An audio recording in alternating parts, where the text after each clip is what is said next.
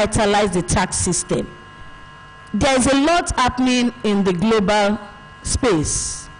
There are cases on transfer pricing, there are cases on profit shifting. Even countries, Dubai is now talking about GST, which is for us to know that things are changing. Bermuda is talking about reporting tax compliance. BVI is talking about tax compliance. And these are places where we think we can shift profit to. They are also guarding the environment. So Nigeria is following in the order, and I think it's a welcome development. The need to pay more attention on tax governance and risk management by all categories of taxpayers cannot be overemphasized, as taxation matters should now be boardroom matter and not left to the tax function or tax consultant to deal with. Tax advisors in the house, you will have to strategize. You will have to work closely with your clients to keep them abreast of the implications of the Finace Act and work jointly with them to mitigate the associated risk. Permit me to close by saying the precepts of the law may be comprehended under these 3 points: to live honestly, to ought no man willfully, and to render every man his due carefully, as said by Aristotle. Thank you.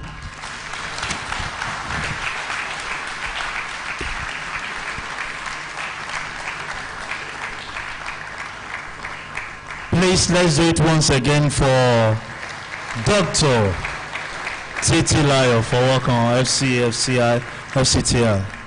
Thank you very much. With the permission of the chairman of session, of today, we believe we've all have an incisive section, and we want to go to the question and answer. But we know several of us have series of questions to ask, and the organizers has put together a plan that all of us can benefit from. We will be welcoming just 4 questions as instructed by the chairman of session for today, and we will expect, if you have additional question, you can go to www.com, put in your question there. It will be shared with the facilitators, and their response will be populated on the website of Joint Minds International. So if you have your question that we will not be taking,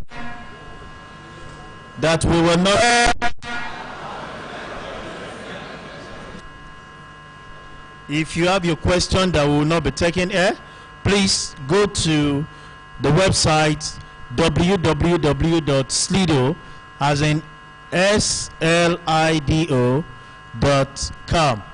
With this, we will give room to question on each row. 1 year, 1 year, 1 year, 1 year. Okay, let me have this woman.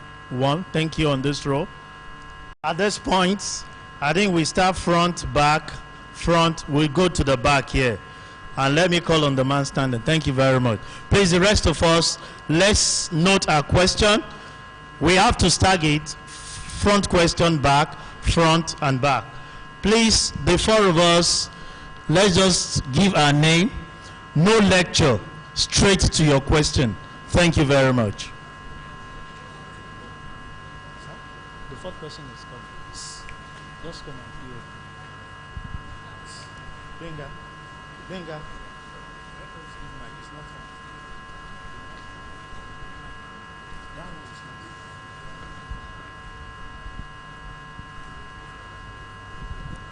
Good afternoon, ladies and gentlemen.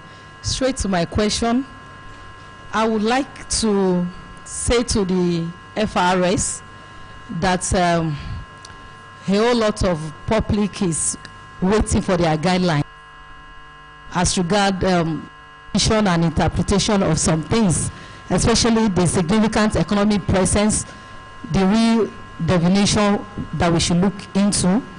And I also want them, the FRS in particular, to clarify as to the activities and the obligations, tax obligations of a small company that has been defined as a company having a turnover that is up to 25 million and below. Like 2 presenters today, they have mentioned something that's not too contradictory, but not really the same.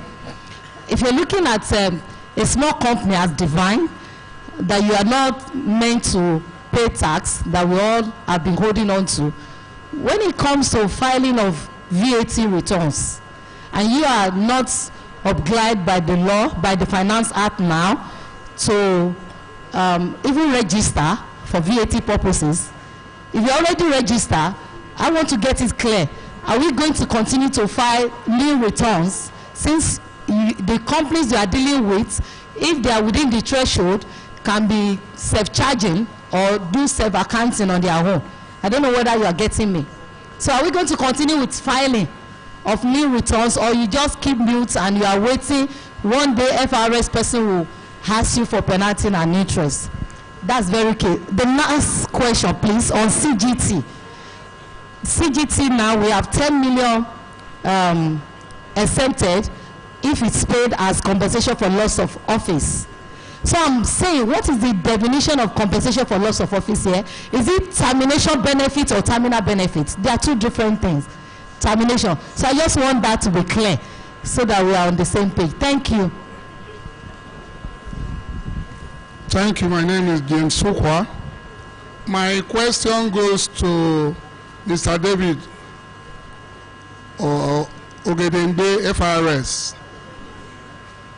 On PITA, we are told here that if you are registering an enterprise, you need a team. But my question to you is, why is it that FIRS is now compelling mosques and churches to get a team number? Thank you, sir. Good afternoon, sir. My name is Abib Shitu. My question is directed to the FIRS man, Mr. Ogedengbe. The Finace Act, the issue of insurance, it was the insurance place was blanket, as in, and there are other parts of insurance, life insurance, non-life, people that are practicing health insurance. They said we can carry loss indefinitely. Is it applicable to health? It was not stated. It's just insurance company. They are not breaking it down. Maybe health insurance, maybe other insurance. If it is the insurance company that is guided by Nikon or NHIS, so that we will not be taking health insurance loss indefinitely, and FRS guy will come and say insurance that they stated there is not for health insurance, but the life or non-life. So I observed that, and I want you to clarify that, sir. Thank you very much, sir. Thank you. Peter Adeba is my name. My question is simple. On financial statements prepared for a company whose accounting year ends 31st December 2019, what rate in computing tax for year of assessment 2020 are we going to apply? Is it the old rate or the new rate? That's question one. Question two, this is on Pension Reform Act. Now, the statutory is 8% for employee, and as part of tax planning, an employee has the opportunity of enjoying a higher rate under the voluntary contribution. Now, if somebody decides to do 4% in addition to the 8, are there restrictions against enjoying the entire 12% as relief in computing tax payable under the personal income tax? Thank you very much. Those are my two questions.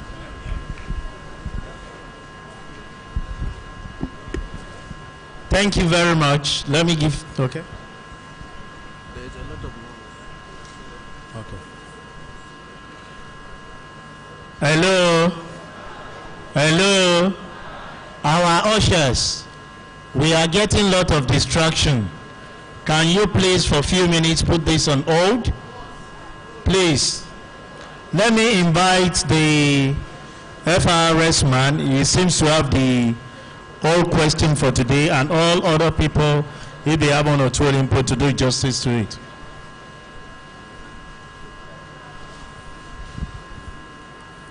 Well, thank you very much. The questions are not unexpected, just that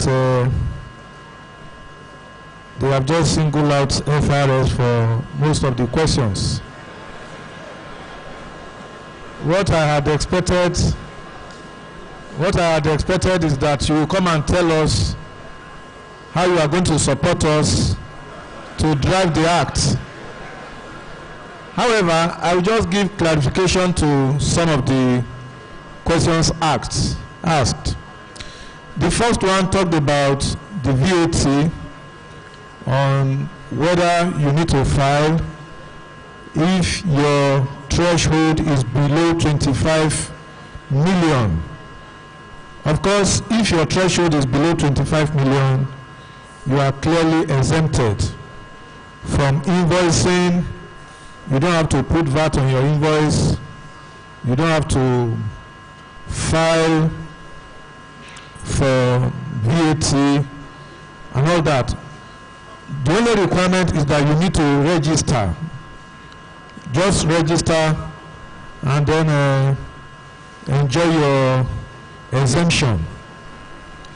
That is that for companies whose threshold is below 25 million. Then the other question talks about compelling churches and mosques to get TIN. I'm not very sure whether that act requires churches and mosques to get TIN.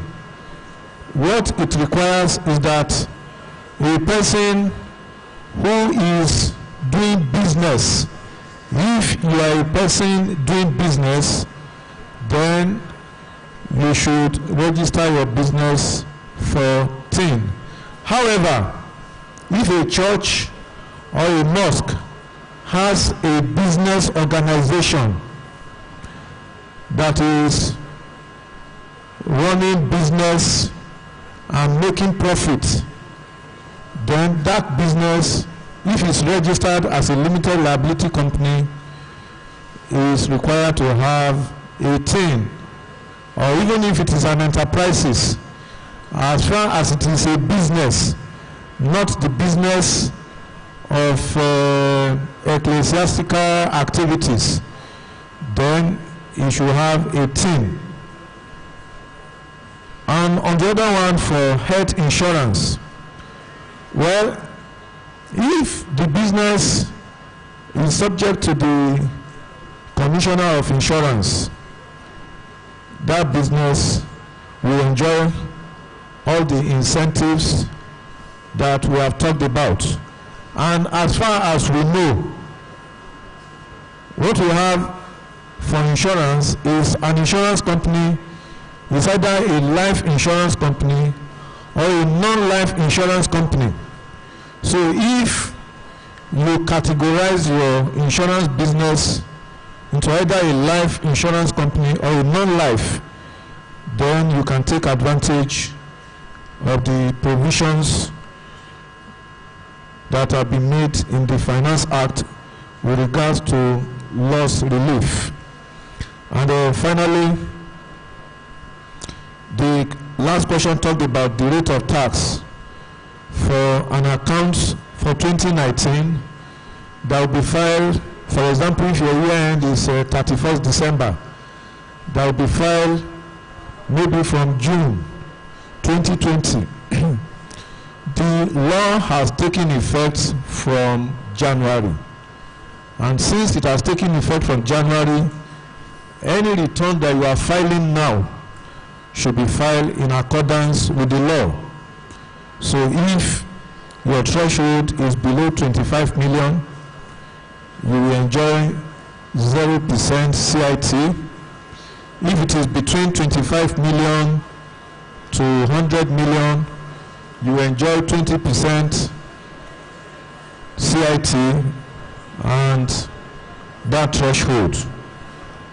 I think those are the questions that are directed to FRS, and I hope that my response has satisfied your your questions. Thank you. Thank you very much. I don't know if other Prof, any contribution? You are good to go. Doctor, okay. Thank you. We just shed light on, I think, maybe 2 questions. There's the issue about compensation for loss of office. That is talking about termination benefits. That's where someone loses his job, his employment, by virtue of the company disengaging such people.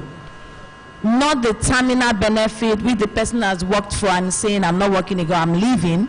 At that point, it's not going to come under this category. Then I think the other one I wanted to intervene on is the restriction on voluntary contribution. I believe that the voluntary contribution does not have any restriction as to your claim for tax purposes. The only issue is that you are not expected to go and withdraw it. If you make that voluntary contribution and you get your tax relief, you have to abide by the Pension Reform Act such that you don't go and withdraw it. It's an aggressive tax planning. Thank you. Thank you very much. With the permission of the chairman, let me just take 2 questions for you to know that technology has taken us to the next level. While we are here, some of these questions were actually populated. And at Slido, this question is from Anonymous, and is directed to Yomi Olugbenro. What is the effect of the new cash VAT basis on the filing of VAT returns? Same Anonymous. Bring it down. Okay. We have another one. Samson Fadipe is asking, where a company has a certain amount of unremitted VAT for about 2 years prior to the implementation of Finace Act 2019, what is the impact on the business owner? Mr. Yomi, you have the floor. All right, thank you. I'll just address those 2 questions and quickly touched on one of the earlier ones. So, effect of the new cash basis for VAT remittance. Well, what it means is that there is now a different basis for calculating how much VAT you pay 21st day, of the month following the month of transaction. Before the Finace Act, what the law expects you to do, even though this itself was subject to a lot of debate and argument with Revenue Authority then, but theoretically speaking, prior to the Finace Act, once you issue an invoice from the beginning of the month to the end of the month, whether the customer had paid or you have sold on credit and expecting payment, by the strict wording of the law, it expects that 21 days later, you should remit to the FIRS the amount of VAT you have charged. The only thing you do is to set off the input VAT, for those that apply. And even that one itself had a bit of complications, because unlike what you're expected to do on the output VAT side, on the input VAT, you are only actually supposed to calculate and charge and recover by way of input VAT the one relating to what you have sold. So if you incur input VAT and the item is still locked in your store, you are not supposed to be able to claim that until the item is sold. So it was a lot more punitive. You can only claim input VAT on the portion relating to what you are selling, but once it is sold, whether you've collected cash or you're expecting customer to pay you, you're supposed to remit it. Now, with the change, it means it is only what you collect that you will remit. You no longer need to pay VAT on invoices that are still in your receivable. That's what the cash basis means. Right. Then in terms of someone who has had backlog, so maybe for a few years you've not been remitting your VAT. Well, the amount you're owing to the FRS remain the 5% of the amount you have already charged in the past. You are not going to retrospective now, go back to then recalculate at 7.5. The 7.5 only begins from 1st of February of 2020, but it doesn't wipe away the sins of non-remittance. So you will still be expected to remit. Oh, absolutely. So, but it won't be at 7.5. It will still be at 5% because that was the rate that was then applicable.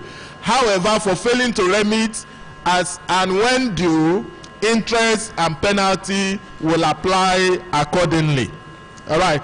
Just one or two of the earlier ones, someone asked questions around the tax rate that will be applicable to December 2019 year end. I think that's already been answered. So the law had started effect from 13th of January of this year. When you are filing your tax returns, even in respect of accounts of December 2019, you will only be governed by the Finace Act. So meaning even small businesses that now qualify for the zero CIT will enjoy that as far as their 2019 account is concerned.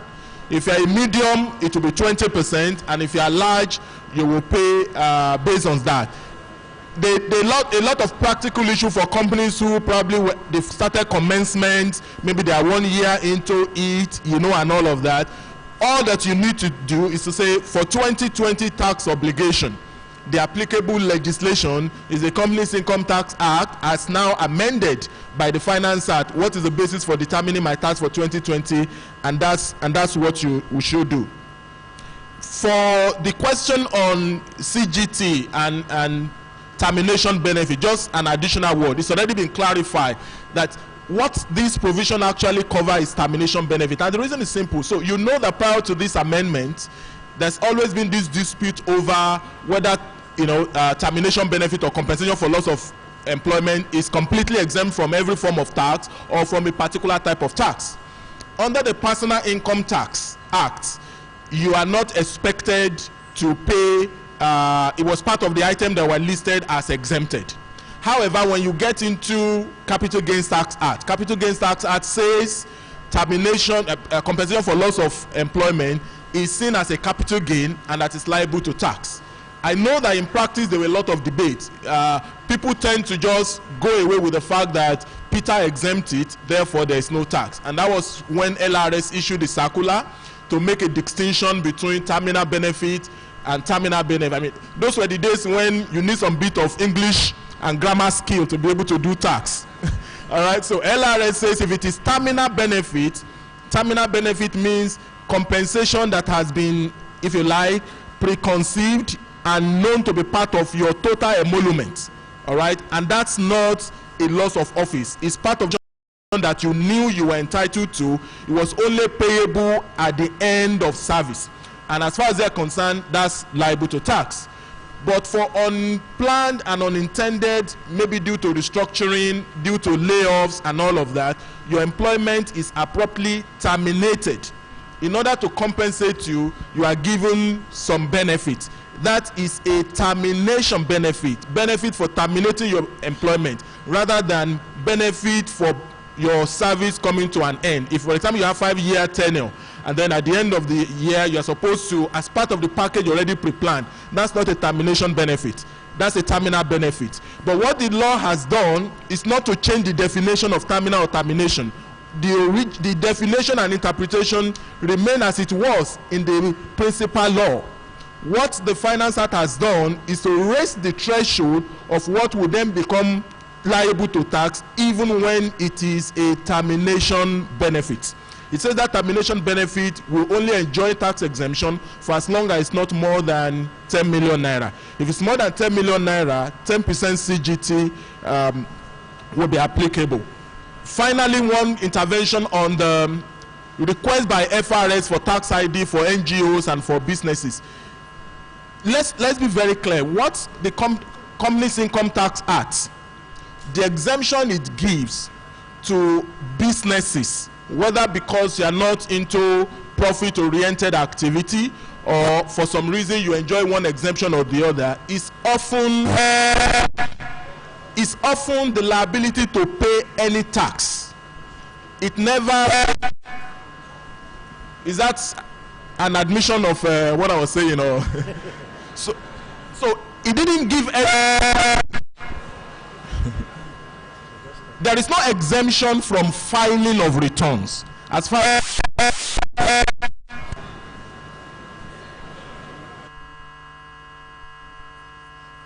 from filing of returns. It doesn't mean you have a liability to pay, and it's logical. Returns are filed based on self-assessment. You are the one making a claim that I haven't been involved in any profit-oriented activity. I have only been doing ecclesiastical work. I have only been doing an NGO work. The law says submit that return. The same way you have an obligation to submit your audited financial statement to CAC, you also do have an obligation to submit specific returns to the tax authority. It may then be a nil returns if there is no liability to pay. The same thing if you are under Pioneer, maybe you are enjoying tax holiday. The law says you will not be liable to company's income tax for the period of 3 years or for the 5 years if it's extended, but it didn't say you won't file your returns. So you are still supposed to file your returns. The logic behind it is that the revenue authority then examine those returns and confirm that based on your claim, you are actually not doing anything that is liable to tax. So returns filing is different from obligation to pay taxes. So it covers everyone. There's an express wording, including entities that are exempted from paying company's income tax. That's the wordings of the law. So you're actually supposed to file returns. But let's not confuse that, because someone asked a question as far as small businesses and VAT is concerned. This tax is about statutes. What does the law say? The only reason we're saying you're supposed to file tax return as an NGO or not for profit is because the law says so. It's not an assumption. As far as the VAT is concerned, based on the new amendments, you are not expected to file returns, to file VAT returns, the one that is done monthly. It didn't say you are not supposed to file your annual income tax returns. There's a difference between annual company's income tax, the monthly VAT, or withholding tax, or employee taxes that you're supposed to. If you are a small business and you still have individual in your employment, you will still file, your annual employer's returns to the state internal revenue services, because that exemption didn't cover that. The exemption only cover zero CIT for company's income tax, but file the returns. Employee taxes, appropriate returns will still be filed, whether you are small or you are big, because the law didn't extend to that. For VAT, the law says you are not supposed to be filing any returns because you are not expected to charge. That's a burden that was lifted. In fact, the law didn't say even register for VAT. The only reason why it's a bit mixed up is that both your annual company's income tax and your monthly VAT is addressed to the Federal Inland Revenue Services, and everyone usually will have a single tax identification number. Before, you used to have a separate VAT reference number, which to all intents and purposes is almost redundant now. So many tax offices will issue you just a tax ID, and that's the same number that you use in corresponding with the revenue authority, whether for withholding tax, whether for VAT, whether for CIT. So to the extent that there is a single registration that covers everything, it can be moot that maybe VAT registration still apply, because it's only one single registration anyway, and that registration is for company's income tax and is to the FIRS. But you no longer require to file monthly VAT returns. You don't even need a nil VAT returns. There is no such obligation. You don't have to file a nil VAT return if you are a small business with turnover below 25 million. But you will file your annual company's income tax returns with a zero check, with a zero payment to the tax authority. Thank you. Thank you very much, Mr. Yomi. Just in a minute, with the permission of the chairman, let me invite Professor Abiola Soni to give an input to this. Thank you very much. Distinguished colleagues, there is something to be said about significant economic presence. We need to understand that it is BEPS Action 1 report concept. on taxation of e-commerce. And the whole idea is before you can tax the income of an IT or a telecom company in another country, there should be a minimum threshold. But this is in direct conflict with our Section 9 that says that income is liable to tax in Nigeria when it is derived from, received in, brought into, or accrued in Nigeria. So if the minister tarries in defining significant economic presence, nothing can happen in that regard. So if you look at the narrative outside, they have hailed it. They have said, oh, this will now make taxation of e-commerce easier. I don't share that optimism. So there is so much to expect. But my candid advice is that let us join the conversation as early as possible. Let us find our voices in the dim so that you are not left behind. You must interrogate, you must be able to connect your thoughts with some of these significant issues. And I reckon that FIRS is likely to come out with information circulars or public notices that will break down some of these new concepts. But with optimism, I expect that there will be an exposure of the draft so that stakeholders can engage. Stakeholders can look at it and make input, and FIRS does not lose anything.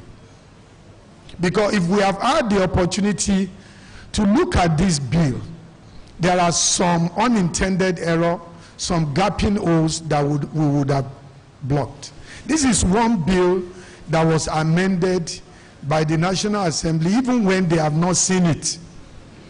No amendment whatsoever. The public hearing was shoddy. It was shoddy. But we have said this is something we have been expecting for 20 years. We should not be too critical. We should just look forward.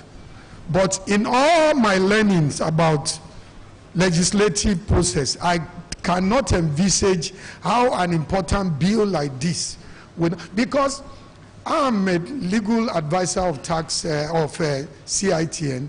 There are times when I have sent a memo of my own on some of my radical views. But we didn't have that opportunity. So, ladies and gentlemen, there are still going to be so many other meetings. There will be one tomorrow in Unilag,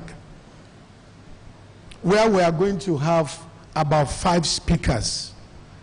We will be dissecting the impact of finance bill on Peter separately by a speaker. We call it discourse of finance bill from the ivory tower. Out of the 6 speakers, the only one who is not an academic is Taiwo Yedele. So it's coming up tomorrow at 2 p.m., Faculty of Law. So send your younger colleagues and your colleagues who are not here. You can see the crowd. So tomorrow is another opportunity. And ladies and gentlemen, finally, permit me to appreciate the Joint Minds International for the great work they are doing.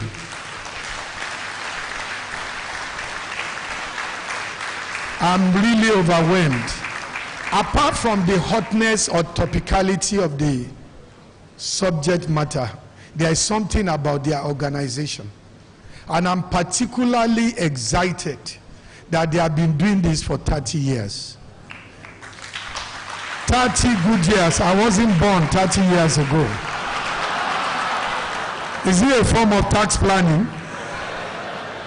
It's difficult to keep doing something for 30 years unless it's a bad habit. And looking at the way they have been helping the lives of younger ones in polytechnics, but you need to come to Unilag. We have students who can also benefit from your benevolence. Thank you very much.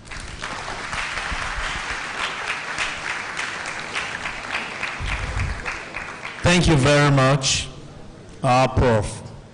Let me just read this to round off this session. It's a plea to FIRS, and I'm asked to read this to you so that you take it home, sir. Restaurant businesses in Nigeria are exposed to 5% consumption tax, besides 7.5 VAT consumption tax to states. We are appealing that JTB should please help us look into this for business sustainability. So that's a take home for you from FIRS. Please, at this point, I think we've had a very wonderful session.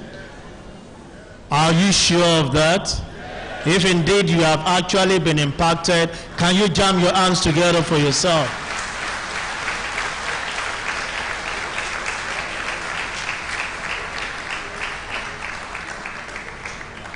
While the program was going on, we have a member of our governing council too who joined us.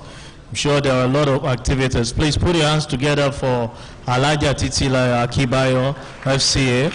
She joined us while we were having a program. Thank you for attending.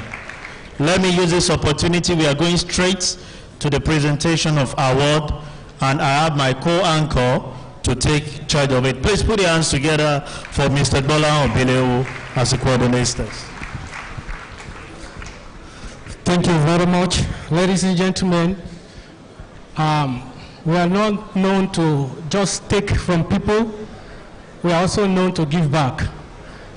Silver or gold we don't have, but this afternoon what we have, we are going to give to these wonderful resource persons who have impacted us with knowledge this afternoon. May I call to do us this onerous favor, the presentation of these plaques.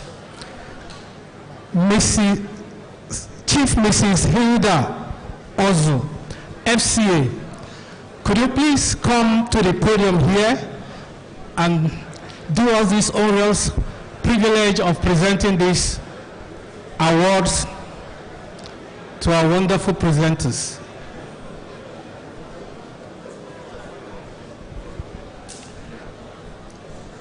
First is Mr. Yomi Olubero.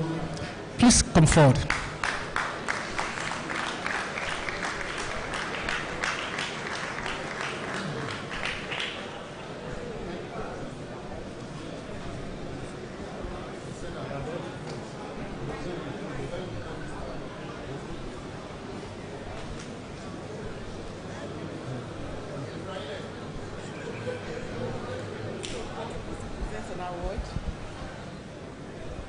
Thank you very much. You caught me unawares.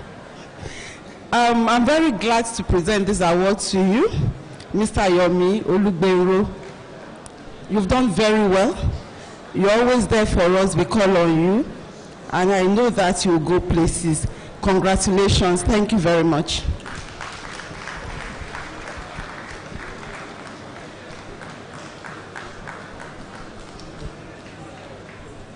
One more please before you take your seat. Dr. Mrs. Titila Infowoko.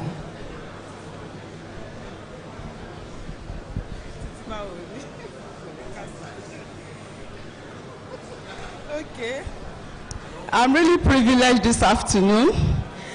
Titi, congratulations. Thank you for the way you analyzed the tax amendments. You really broke it down and were able to pick all the rudiments.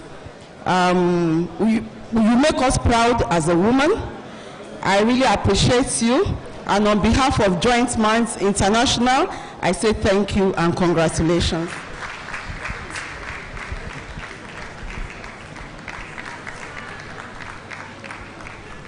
Thank you very much. Please let's give her a round of applause. Thank you. Thank you very much. And to present the next set of awards is the representative of the President of the Chartered Institute of Taxation of Nigeria, Elder Ezekiel Babaride, FCTI.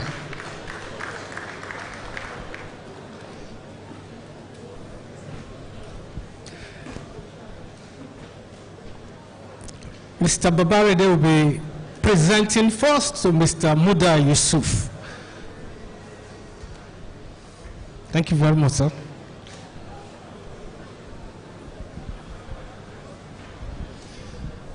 Well, Mr. Muda Yusuf is a well-known figure.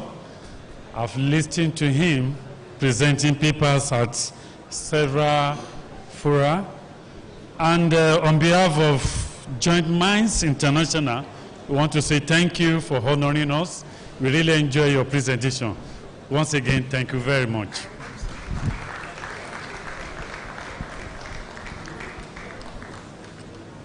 Thank you. One more, please. Professor Abiola Soni, please, could you step forward?